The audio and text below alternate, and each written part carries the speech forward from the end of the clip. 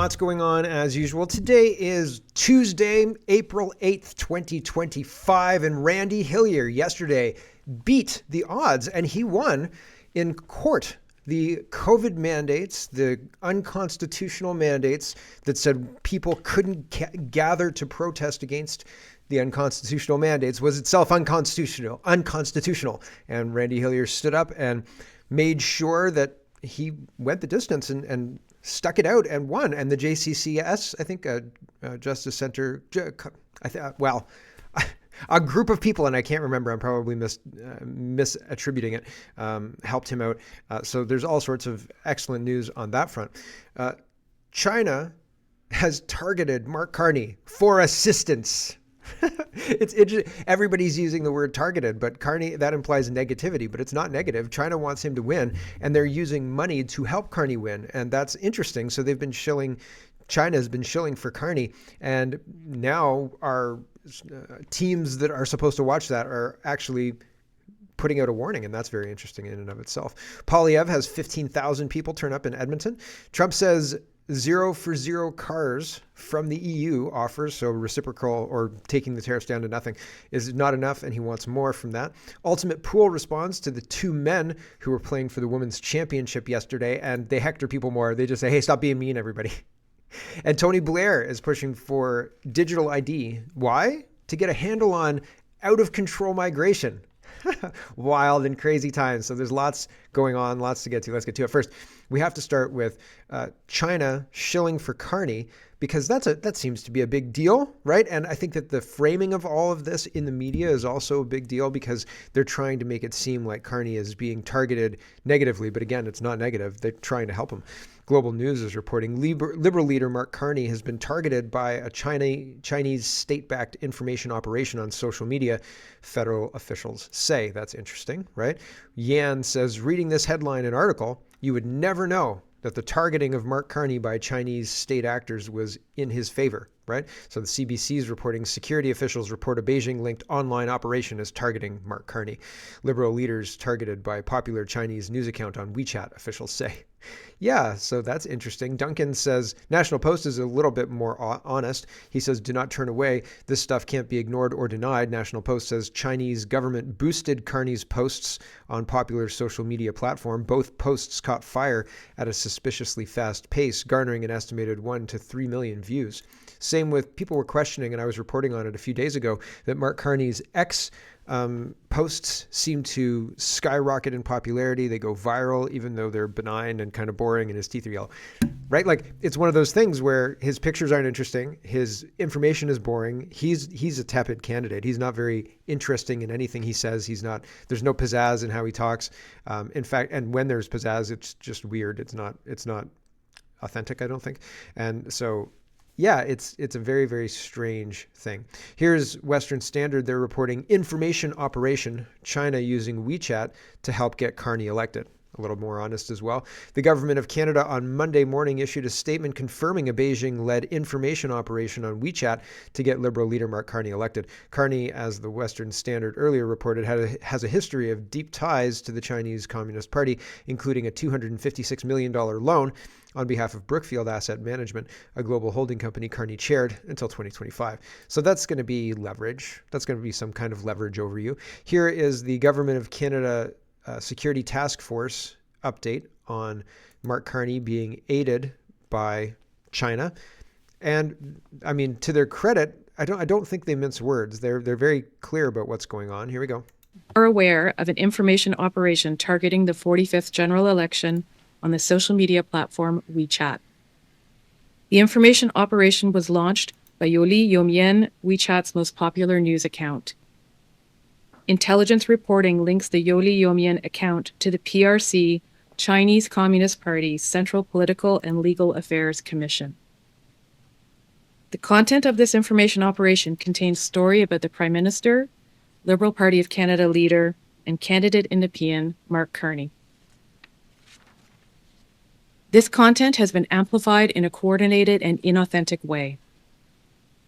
This information operation had contrasting positive and negative narratives, first amplifying Mr. Carney's stance with the United States, and then targeting his experience and credentials.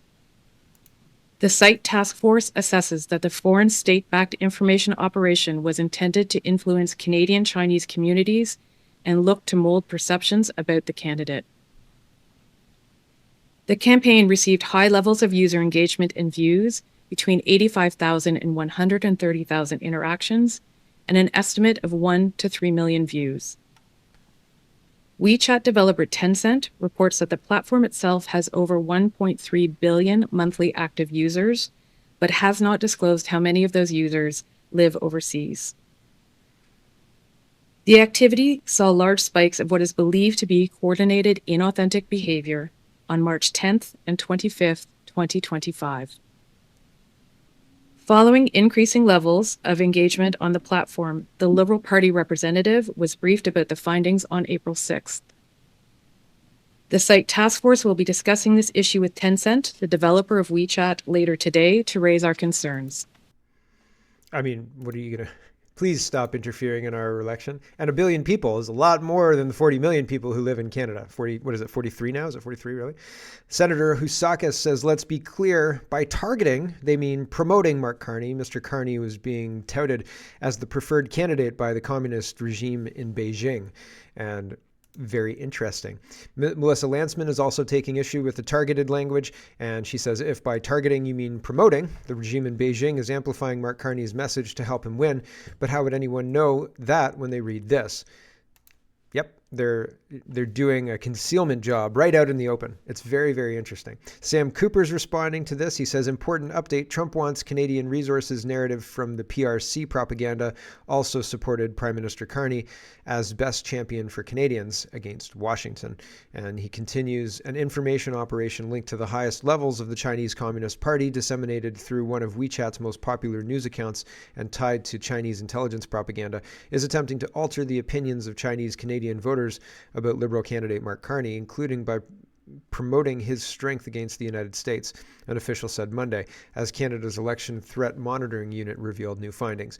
So, right, the position is they think, I guess, that they'll be able to influence Mark Carney to hit Trump harder, and you'll see in a minute they want to fight Trump on this trade war that Trump is starting, or finally responding to.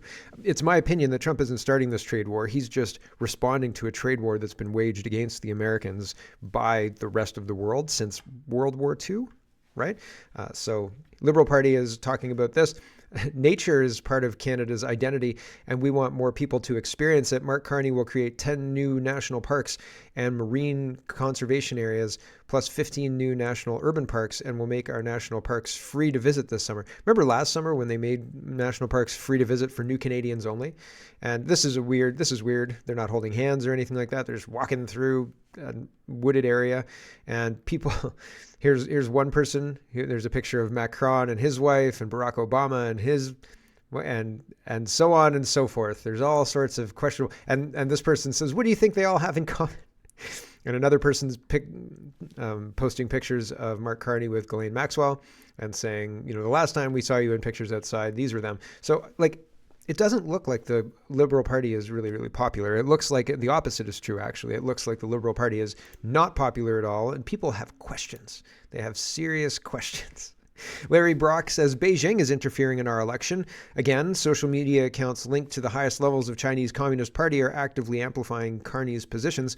Why? Because Beijing knows Carney is too weak to stand up for Canada. He's financially entangled, politically compromised, and not a single reporter at his press conference asked him about these serious allegations. Canadians deserve to know, why does a hostile foreign regime want Carney to be prime minister so badly? Good question. Andrew Scheer says Beijing is interfering in our election, targeting Canadians to benefit Mark Carney. You wouldn't know that from these headlines claiming Carney is the victim of Beijing's meddling. Carney did a press conference 2 hours after the news broke. 0 of 7 questions put to Carney were on these serious reports. Canadians need to know why Beijing wants Carney to win so badly. Yeah, very interesting. Michael Chong is responding to this as well. And it's a lot of the same language, so I'll just leave it there. The link is in the description if you're interested in having a read. But they're all calling Mark Carney out and China out and saying, what is going on? Why is the media complicit in this too? Has China paid off the media as well? Through the Liberal government and our government using our tax dollars? Yes. Ian says Prime Minister Carney meets with Premier Dave Eby. And if you think to yourself, where are all the drugs and money and real estate being laundered through? What's that method they call it to launder money, drug money through real estate? Oh, that's right. It's called the Vancouver method. So no wonder Mark Carney, who's backed by China and Beijing and the People's Republic, or PRC, the Chinese communists, why would he be visiting Dave Eby? Right? Well, I mean, maybe it's to get an update on orders, right? Maybe Dave Eby talked to the boss, or maybe Mark Carney's passing orders on to Dave Eby. Who knows? But it doesn't seem like these two are working for Canada to me. Just my gut feeling. Who knows, right? Here is a CBC watcher, and this is just some back and forth. And this woman says, where does Mark Carney even live? Like, how long has he lived in Canada? What does that all look like? We're supposed to accept him as prime minister. We know nothing about him. Here we go. Amanda, just on that point, I mean, what more does Carney need to be doing on the campaign trail to hit that threshold for vetting that you would like to see? Because, you know, everyone in my profession is quite upset that it's 4 questions, no follow-up with the Conservative campaign each and every day, and they try to pressure you into asking about specific things or you don't get a question, which is not really how it works. I mean, what more would you like to see from the Liberal leader on this? I love the Liberal leader discloses investments and conflicts. I think that'd be a basic start that he has yet to do. And the argument is, oh, well, he can do it in 3 months after the election's over with when we don't know what's happening. I'd love to know where does Mark Carney live? Has he lived in Canada over the last decade? He's given a bunch of colloquial answers that candidly demonstrate to me that he doesn't know a lot about the country. So it's all great that I think he's an accomplished man who's done a lot with his life, but there's also very clear evidence that he has not been like a regular person in this country. And to run this country in the midst of a crisis, I think we have a higher bar than I show up and do some photo ops and take some questions from journalists and then go away for 2 days and be PM and you can see me in some photo ops, and that's good. That's not good enough for me. Okay, all right, I want to get to Cheryl's pick back. So interesting. And I found the host's pivot from, oh, well, Mark Carney seems pretty open. Us reporters don't like that we get 4 questions and no follow-ups from the Conservatives, right? So making it not about the initial ask. It's just interesting, pivoting from how terrible the Liberals are to how terrible the Conservatives are. Rapid Response says, here's a statement from Donald Trump. Yesterday, China issued retaliatory tariffs on 34% on top of their already record-setting tariffs, non-monetary tariffs, illegal subsidization of companies, and massive long-term currency manipulation. Despite my warnings that any country that retaliates against the U.S. by issuing additional tariffs above and beyond their already existing long-term tariff abuse of our nation will be immediately met with new and substantially higher tariffs over and above those initially set. Therefore, if China does not withdraw its 34% increase above their already long-term trading abuses by tomorrow, April 8th, 25, the United States will impose additional tariffs on China of 50% effective April 9th. Additionally, all talks with China concerning their requested meetings with us will be terminated. Negotiations with other countries which have also requested meetings will be taking place immediately. Thank you for your attention to this matter. So that's interesting. Very, very interesting. And Trump is not messing around. Right Angle News says Apple plans to shift more iPhone production to India to avoid U.S. tariffs on Chinese goods. Shocking, right? Here is Bob, and he says, introducing Mark Carney at the Richmond Hotel rally, Parm Baines, who got elected in 21 with the help from foreign interference, Chinese foreign interference, probably, right? Knowing what we know now. So all of this is kind of back and forth and power and how much influence China has in Canada, and that's kind of on display, and we're being used as kind of a proxy in this war, but not even really a proxy because it's very direct, this trade war between the United States and China. We're just caught in the crossfire. And Wokeness says, Chi must have seen Snow White. Bricks is reporting, just in, China's set to ban import of U.S. films, right? Nobody wants to see Snow White Diddy parties, right? The white freak-off parties or whatever they are. The food professor says, let's not kid ourselves. Canada is merely a bystander in the tariff war royale between the United States and China. Now China says it will fight to the end. Not entirely sure what that means, but it doesn't sound reassuring. Oh, fight to the end, eh? Spencer's responding to Trump's threat of increasing tariffs. He says Trump threatened an additional 50% tariff on China starting at midnight on Wednesday. We're 36 hours away from 105% tariffs on China. Rest in peace, the economy. right? And here's Mark Carney. This is China and Mark Carney all kind of combined into one. And gov.exe says, Mark Carney's rally now, almost every supporter looks over 70. Some are even wearing masks.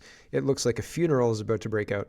And so, yeah, you've got a room, kind of a tight angle picture. There's probably, I don't know, 200 people there, maybe more. And yeah, you can tell the age of the crowd by the shine on the back of the heads, right? So it's one of those things. It happens when men get older. Danielle Smith is responding to Mark Carney's use of her as the butt of jokes, and a lot of people really like this. It's good. It's very surgical, and it's a good response. She's used this before as well. How do you feel about being mocked by the Prime Minister of Canada and Liberal leaders, which he did, I believe, in Victoria, bringing your name up and the name of Premier Ford, but more so yourself, and making you the butt of jokes during the campaign? Well, I've noticed this with progressive men, how much they talk about how much they support women until they meet a strong conservative woman. And so this is a pretty consistent type of approach that I've seen, not only from the current Prime Minister, but the former one as well. And the attitude is, sit down and shut up. Well, I don't shut up. I make sure that Albertans know exactly how I feel about issues, and I'm going to continue advocating on behalf of my province, whether he likes it or not. There you go. How do you feel about... So Danielle Smith coming in with big haymakers, right? So I don't think so, Mr. Carney. Tom Quiggin says, and this is something I've been saying for a while, and I think it's true, but it's nice to have something like this put together by other people, just because, well, I think that people should be thinking about this and realize what's moving forward kind of in lockstep. Remember that? Tom Quiggin says, a warning for Canadians, please share for wide distribution. If Mark Carney becomes the Prime Minister this month, Canadian podcasters, independent journalists, and those who post on social media will have to seriously reconsider what they say or print. Carney's government will be like that of Prime Minister Starmer in the United Kingdom. That government is arresting approximately 30 people a day for social media posts. People have been jailed for more than 2 years for posting that did not advocate violence, but did run contrary to the whims of the government. This is the process of normalizing jail for anyone who opposes approved government narratives and their protected minorities. Carney will be more aggressive in silencing opposition voices than Trudeau has been for the last 10 years. This is obvious in the way he treats the media now. The preferred media get privileged treatment, while the blocked media are denied any access. Canadians can expect another bill from Parliament similar to Bill C-63, the Online Harms Act. This act would place significant restrictions on internet speech related to hate and harmful content, backed by a range of punishments from fines and compensation to life imprisonment, while establishing new and arbitrary regulatory bodies to enforce these measures. Just quickly, Trump is trying to put a stop to that in the United Kingdom through his use of trade and basically saying, like, you can't do that, or if you do that, we're going to not trade with you properly. Add tariffs, whatever, we're going to make it very expensive for you to do this. And so it's had an effect, and I think that Trump would also have influence in Canada if Canada tried to pull this. That doesn't mean that Canada won't try to pull this, because they're trying to start a war with Trump where Canadians view Trump as the bad guy. That's fundamentally, and extrapolate that out to the world. They're trying to start a conflict with Trump in order to take him down as the bad guy, in order to reestablish their globalist world order. That's what they want. And do your reading about the history of the Second World War, because I'll tell you, we've been here before. Anyway, back to this.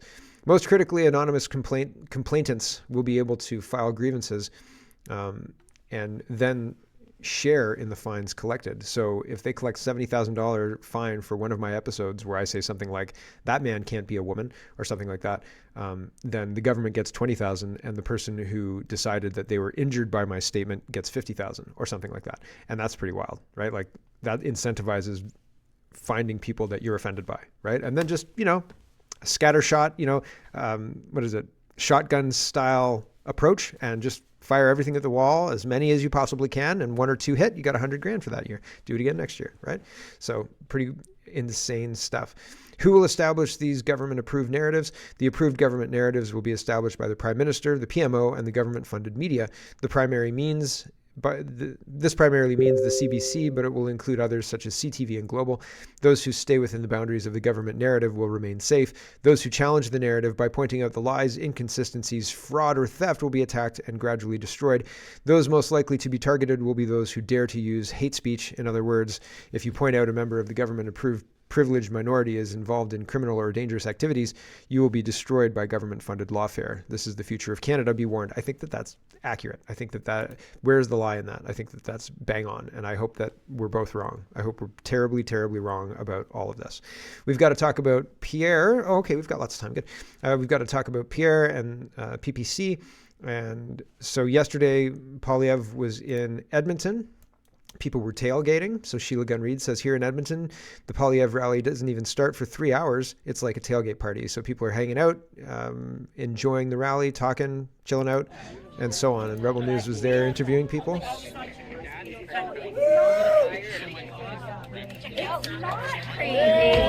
So there you go. Lots of people, and people are talking politics, right? They're there to talk politics, and they're all aligned, right? So it's very interesting when that happens too. Table Salt says there are reports that the highway is entirely backed up to Pierre's rally tonight in Edmonton. Unofficial figures have attendance somewhere in around 15,000, making it one of the largest political rallies in Canadian history. So there you go. Pierre Poilievre is riding a big wave. Kirk says huge Alberta welcome to Pierre Poilievre, who is introduced by Stephen Harper.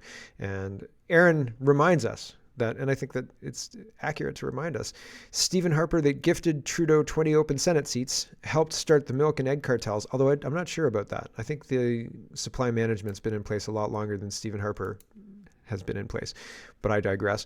Sold all of our manufacturing to China, or at least had a hand in that. Gave a speech and attended Davos, WEF, more than once. Sold our manufacturing to China a second time, and upped our equalization payments. Don't even get me started on Pierre. So it's interesting. Harper has his own issues. My main issue with Pierre Poilievre is that he just doesn't know what the 2030 agenda is, and he just didn't read anything about it. And I think that that's very dishonest.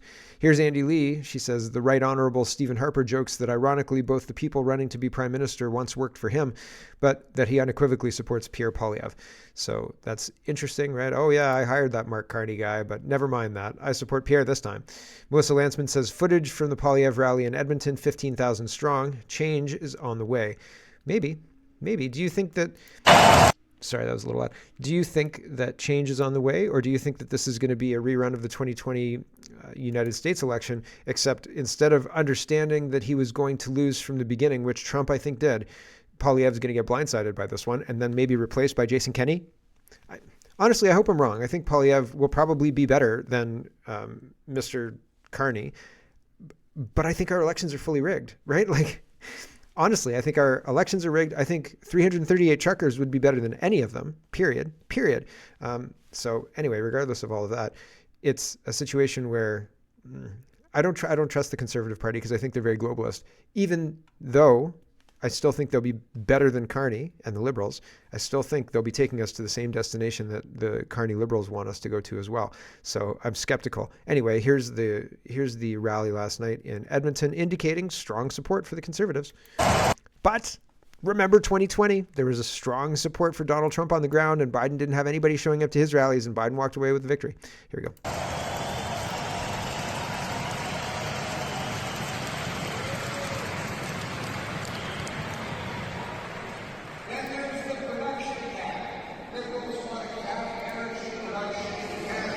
There you go. Lots of people there. Lots and lots and lots of people there. So very interesting. Edmonton.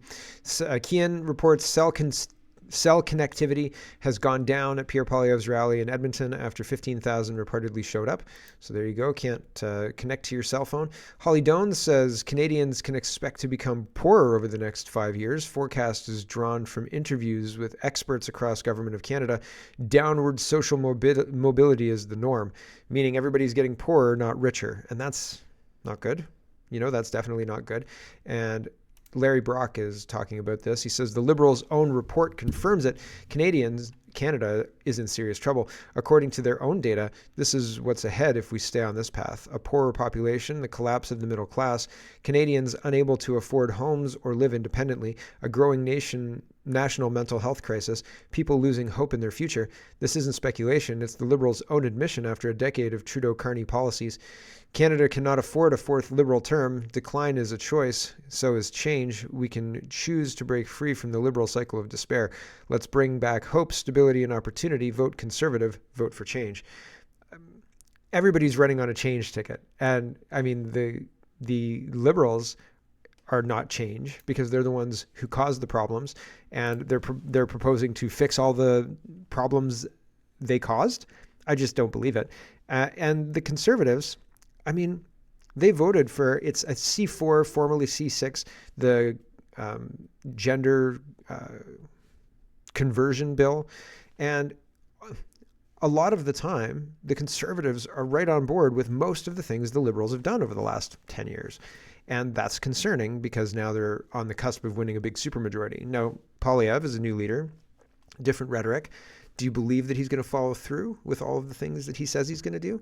And how does supply management and the agreements they have with corporations like, supply management, big dairy and things like that, how is that going to play into fixing our bloated government that is putting money into all sorts of nonsensical things, pandering to groups, et cetera, et cetera, et cetera. Again, it doesn't feel like we're going to fix those problems. It feels like all of that's going to get kicked down the can and we're going to bring it home and build the homes and things like that. And right? You see, I've got problems with these things. Anyway, PPC, let's talk about that. All of that said, the CPC looks real strong. And if this was a usual campaign, I would say that they're cruising to a big majority here. But again, I think our elections are rigged, and the fact that the CCP is pushing Carney, man, there's so many unknowns that I don't feel confident having a prediction about the outcome of this election at all. Maxime Bernier is talking about his new candidate, and Lisa Robinson says it's official. I'm a candidate for the Pickering-Brooklyn riding here in Durham. Take a moment to hear what's really been happening. And she says the Conservative Party handpicked their candidate, and it's a fake Conservative, and canceled the nomination vote. The people never got to choose, and that's not democracy. I'm the only true Conservative in this race, and the only one that's been fighting for the people. And she's been fighting without a salary as a city councillor for more than a year. And the things they've been doing to her is just terrible. And I hope she wins, but I understand, again, what's going on. Maxime Bernier says Pickering City Councillor Life Liberty Lisa has been persecuted by the city council for standing up against wokeism and for her constituents. Now she's fighting for the people of Pickering, Brooklyn as a PPC candidate. Watch my discussion with her and support her. So there you go.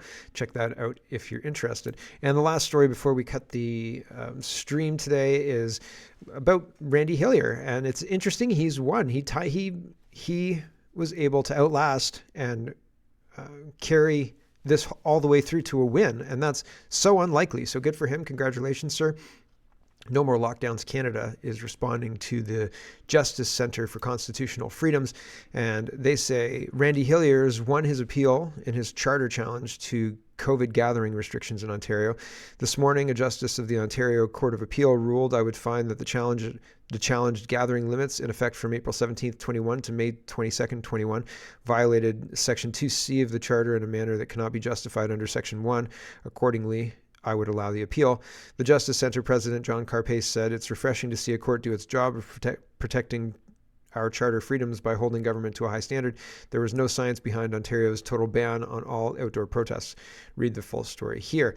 And Randy Hillier, or No More Lockdowns, says for 4.5 years, former MPP Hillier has been battling in the courts for the COVID lockdowns that criminalized peaceful assembly were unconstitutional. Today he's won. The Ontario Court of Appeals has sided with Randy Hillier and has protected peaceful assembly. Many thanks to John Carpay and the Justice Centre for Constitutional Freedoms. I think that's the one that it is. And so great news, right? Great news. Randy Hillier's talking about this here. Well, great news today. It's April 7th, 2025. And 4.5 years of fighting in the legal courts about COVID lockdowns has come to an end. Today, the Ontario Court of Appeals has sided with my view that the mandates during COVID that prevented us and criminalized us getting together to oppose the lockdowns was unconstitutional. So kudos to the three justices in the Court of Appeals, Pomerantz, Lauer, and Carney, I believe, as well as to the JCCF for helping me out and representing me and taking on this battle. And of course, many, many thanks to all my supporters who stood with me, and attended these rallies to oppose the government mandates. Thank you so much. And I would also have to say it would have been impossible to do without the love and the support and the strength of my wife Jane and all my children and grandchildren who stood with me to oppose these COVID mandates.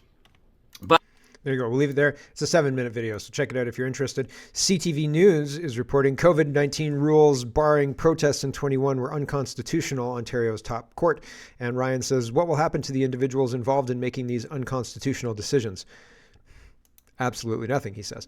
So there's more on this if you're interested. I just wanted to highlight the picture they decided to use of Randy Hillier. He's smoking a cigarette and he's taking a drag in the picture they used in the CTV News article. So they are doing everything they can to smear this man, and it's ridiculous. And they should there should probably be legal consequences for the crap they're pulling here. Honestly, really, it's just incredible, and it's incredibly disrespectful, I think, as well. Okay, we've got to say goodbye to the stream. So thanks for watching, everybody, and we'll catch you tomorrow. Hello, everyone. Thanks very much for watching. This is just a short version of a longer show. If you'd like to get the whole show, you can go over to CanadaPoly.com and sign up for a subscription. Just look in the drop-down tab for Shop and Donate and look for subscriptions, and you'll get immediate access to the full show. Love to see you. Thanks for watching, everybody. Have a wonderful, wonderful